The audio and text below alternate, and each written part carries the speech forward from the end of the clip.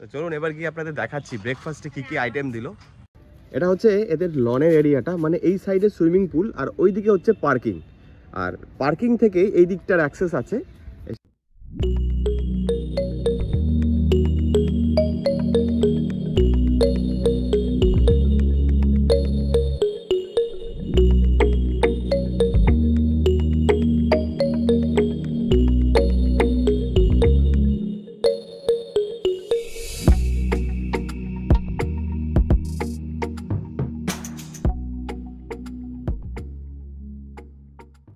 লাটাগুড়ি থেকে আমরা চলে এসেছি মালদাতে।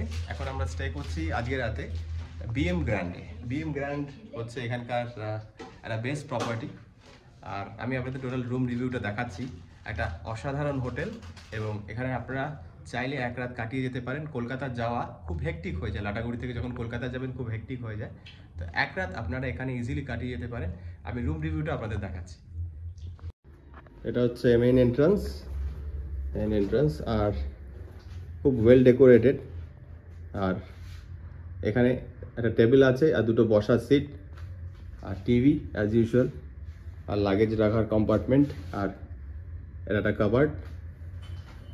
আর এই হচ্ছে এখানকার ওয়াশরুম, খুব নিট অ্যান্ড ক্লিন এবং ভালো। দেখুন এখানে টাওয়েলগুলো রাখা আছে খুব সুন্দরভাবে, র্যাক দেওয়া হয়েছে। আর এখানে ওয়াশ বেসিন আর মিরর। আর আপনারা চাইলে এখানে বসে চা কফি খেতে পারেন, আর যেরকম দেওয়া থাকে সবসময় সব হোটেলে। তো বিএম গ্র্যান্ডে থাকার আমার অভিজ্ঞতা তো খুব ভালো। এখানে খুব সিস্টেমেটিক অ্যাপ্রোচ সব কিছুর, এবং এখানকার সার্ভিসটা সত্যি অসাধারণ। ফার্স্টে আমাদের যে রুমটা অ্যালট করা হয়েছিল সেই রুমটা খুব একটা ভালো ছিল না, পাশে কনস্ট্রাকশনের কাজ হচ্ছিল। তো আমরা জাস্ট রিকোয়েস্ট করি, সঙ্গে সঙ্গে আমাদের রুম চেঞ্জ করে দেয় এরা।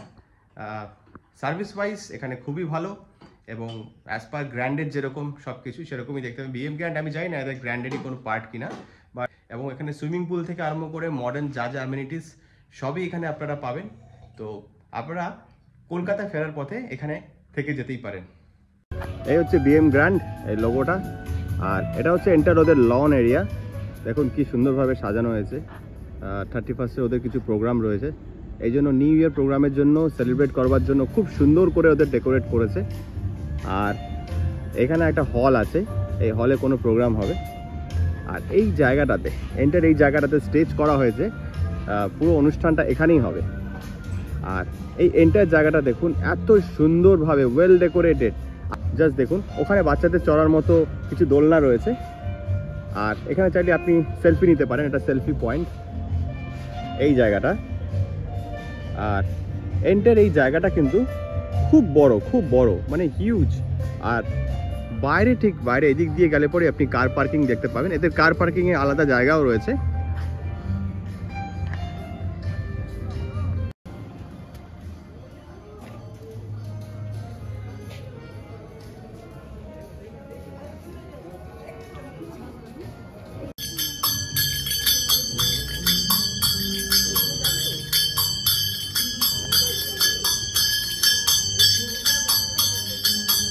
আর এই আমাদের বিএম গ্র্যান্ডে দেখুন কোকো আছে। Hi Coco, how are you? খুব ভালো, এখানেই থাকে কোকোর এটা রুম। এমনিতে কোকো ছাড়াই থাকে, এখন জাস্ট বন্ধ করে রাখা হয়েছে। কোকো রাগ করেছে, কথা বলবো। হ্যাঁ চলো আমরা ওই দিকটা যাই, চল ওই দিকটা যাই। অসাধারণ অ্যাম্বিয়েন্স, মানে আপনারা না আসলে বিশ্বাস করবেন না, অসাধারণ লাগছে আমার এখানে এসে। এত সুন্দর অ্যাম্বিয়েন্স, আপনারা এখানে চাইলে আসতেই পারেন এবং ভীষণ এনজয় করবেন, এইটুকু আমি আপনাদের বলতে পারি। আমি দাঁড়িয়ে রয়েছি এখানে বিএম গ্র্যান্ডের ভেতরে ঠাম্মির হেসেলে। ঠাম্মির হেসেল হচ্ছে এখানে ভেতরে একটা রেস্টুরেন্ট। এদের থালি সিস্টেমে সব রকম মিলের ব্যবস্থা আছে। আপনারা যদি কেউ আসেন তাহলে এখানে লাঞ্চ বা ডিনার দুটোই করতে পারেন। আর এখানকার মেনু কার্ডটা আমি আপনাদের সাথে শেয়ার করব, তার আগে এন্টার জায়গাটাকে আপনাদের দেখাচ্ছি। ঠাম্মির হেসেল, এখানে প্রচুর অ্যারেঞ্জমেন্ট আছে। অ্যাটলিস্ট 50 থেকে 60 জন লোক তো ইজিলি অ্যাকোমোডেট করতে পারবে। খুবই ভালো জায়গা, আর এর অ্যাম্বিয়েন্সটা সত্যি খুব অসাধারণ। তো আমি কালকে বেরিয়ে যাচ্ছি, এখানে হয়তো খাওয়া হবে না, তো পাশেই এদের যে রেস্টুরেন্টটা আছে তো সেখানে আমরা আজকে ডিনার করব। ঠিক ওই দিকেই আছে সেই রেস্টুরেন্ট, আপনাদের আমি দেখাচ্ছি। তো এখানে যদি কেউ খেতে চান তাহলে এখানে থালি সিস্টেমে খাবার হয় এবং সেটা দুপুরবেলা আপনারা পাবেন।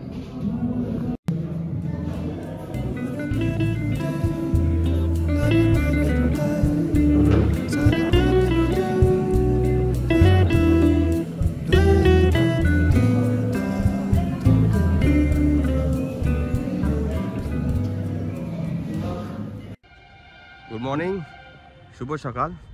তো আজকে আমাদের কলকাতায় ফেরার পালা। রাত্রিবেলা আপনাদের পুরো শর্টগুলো দেখিয়েছিলাম, ফুটেজগুলো দেখিয়েছিলাম হোটেল কেমন। খুব ভালো এখানে রিভিউ, এবং কমপ্লিমেন্টারি ব্রেকফাস্ট যেটা দেওয়া হয়েছে সেটাও অত্যন্ত ভালো। তো যে কেউ আপনারা উত্তরবাংলা থেকে ফিরছেন তো চাইলে এখানে আসতেই পারেন, এই জায়গায় স্টে করে এখানে খাওয়া দাওয়া এবং এই যা ফেসিলিটিসগুলো আছে এখানে জাস্ট এনজয় করে আপনারা আবার কলকাতার দিকে যেতে পারেন। তো একদিনের স্টের জন্য এখানে খুব পারফেক্ট, এবং 5 স্টার প্রপার্টি। আগেই বলছি কোনো রকম অসুবিধা হবে না। এদের রুম সার্ভিস থেকে আরম্ভ করে এদের সব কিছু, এদের খুব মানে ব্যবস্থা খুবই ভালো। আমার তো খুবই ভালো লেগেছে। তো আজকে জাস্ট দিনের বেলা কেমন সেটা ডিটেলসে আপনাদের একটু দেখিয়ে দিচ্ছি।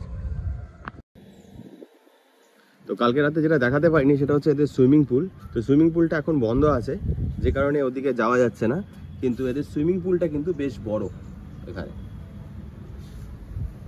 তো আর এদিকটা তো দেখতেই পাচ্ছেন, বিরাট জায়গা নিয়ে এটা করা হয়েছে। আমি এদের লনে দেখলাম সব ছবিগুলো টানানো, সমস্ত সেলিব্রিটিসরা এসে কিন্তু এই হোটেলটাতে থাকে, এবং মালদাতে এই মুহূর্তে এটা একটা বেস্ট প্রপার্টি। এটা হচ্ছে এদের লনের এরিয়াটা, মানে এই সাইডে সুইমিং পুল আর ওই দিকে হচ্ছে পার্কিং। আর পার্কিং থেকে এই দিকটার অ্যাক্সেস আছে, এসে এই সাইডটা গেলে আপনারা সুইমিং পুলটা দেখতে পাবেন, যেটা এখন বন্ধ রয়েছে। এই দিকটা হচ্ছে সুইমিং পুল, আর এই দিকটা গিয়ে এখানে এদের একটা মন্দির আছে এদের ভেতরে। চলুন আমি সেই দিকটা আপনাদের দেখাচ্ছি। এই হচ্ছে এদের মন্দির, এই হচ্ছে মন্দিরটা। এই যে এরা শুরু হয়ে গেছে দোলনা চড়া। কেমন লাগছে তোমাদের? পার্কে গিয়ে তো দোলনা চড়তে পারবো না, তাই যেখানে যেখানে সুযোগ পাই সেখানে একটু চড়ে নিই। হ্যাঁ, ঠিকই কথা। ছোটবেলার মজাটা এরা এখানে এসে নিচ্ছে। যদিও সব জায়গায় গেলে এদের দুজনে এই বাদরামিটা থাকে, এটা আমি জানি। আর চলুন এবার গিয়ে আপনাদের দেখাচ্ছি ব্রেকফাস্টে কি কি আইটেম দিল। অনেক অনেক আইটেম দেওয়া হয়েছে ব্রেকফাস্টে। ব্রেকফাস্ট করার সময় আমি কিছু তুলিনি, তো এখন এখানে ফাঁকা রয়েছে, ব্রেকফাস্ট অলমোস্ট ডান। তো আমি আপনাদের দেখাচ্ছি কি কি মেনু আছে ওখানে।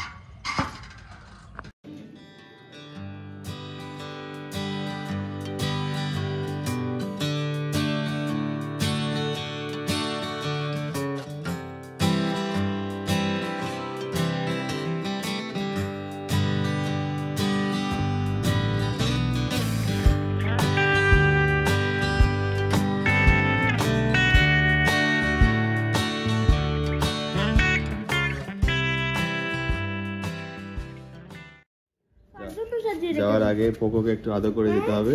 পোকো টাটা, আবার আসবো, ভালো থাকিস। পোকো মনমরা হয়ে বসে রয়েছে, দেখো। এখন এক জায়গায় দাঁড়িয়েছি, এটা হচ্ছে বেথুয়া ডহরি। এই রেস্টুরেন্টের নাম হচ্ছে ঘোষ মহাশয়ের হেসেল, রোডের ওপর, হাইওয়ের ওপর। এই হচ্ছে সেই রেস্টুরেন্ট আমার পেছনে। আর এখানে আমরা জাস্ট লাঞ্চ করে নিয়ে এখান থেকে রওনা দেবো। নবদ্বীপের গৌরাঙ্গ সেতু হয়ে আমরা কলকাতা ফিরছি। অলরেডি অনেক লেট হয়ে গেছে, তো রাতে আজকে বাড়িতে পৌঁছাতে 7টা কি 8টা বেজে যাবে আশা করি। আর এখানে লাঞ্চ করে নেব। মালদা থেকে আমরা স্টার্ট করেছিলাম সকাল 10টা 17 মিনিটে, এখন প্রায় 2:30টা বেজে গেছে। তো দেখা যাক, লাঞ্চ করার পর আবার এখান থেকে স্টার্ট করব কলকাতার উদ্দেশ্যে। বেথুয়া ডহরিতে ঘোষ মহাশয়ের হেসেলে রান্না খুবই ভালো, কিন্তু এত টাইম নিয়ে নিয়েছে আমাদের কলকাতা ফিরতে অনেকটা দেরি হয়ে গেল। আর এখান থেকে কলকাতা 150 কিলোমিটার, কিন্তু রাস্তা যা, তাতে আরও মোটামুটি 4 থেকে 4.5 ঘন্টা লাগবে। তো এক্সপেক্টেড 7টা থেকে 8টার মধ্যে বাড়িতে পৌঁছাবো। এখনও অনেকটা রাস্তায় ড্রাইভ,